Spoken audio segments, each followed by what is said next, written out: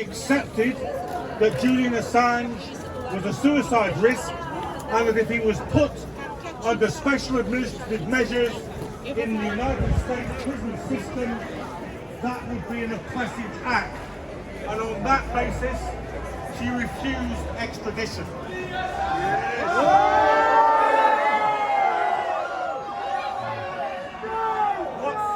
What's going on at the moment is this.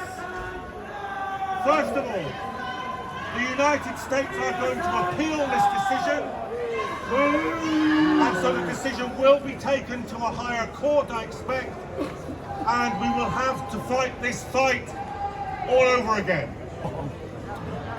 But at the moment, Edward Fitzgerald and Julian Assange's lawyers are talking to him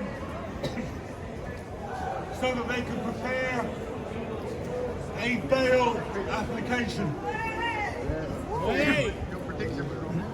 So that will be heard in 45 minutes' time in this court.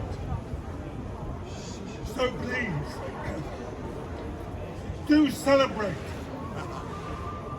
that the American prison system is so bad that even this judge wouldn't send Julian Assange into it.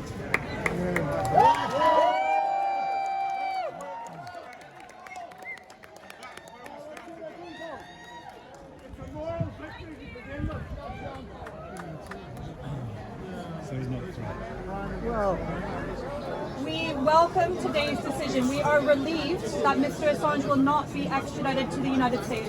We share concerns about his health and his mental health. We have been highlighting this for quite some time, that he has been vulnerable, that we have stated, and I'll repeat today, that his extradition was a possible matter of life or death. So in this regard, this was the right decision. But we were concerned by many other elements of what we heard this morning. It is very clear that on substantive grounds, this country would have handed Mr. Assange over to the United States to face trial there.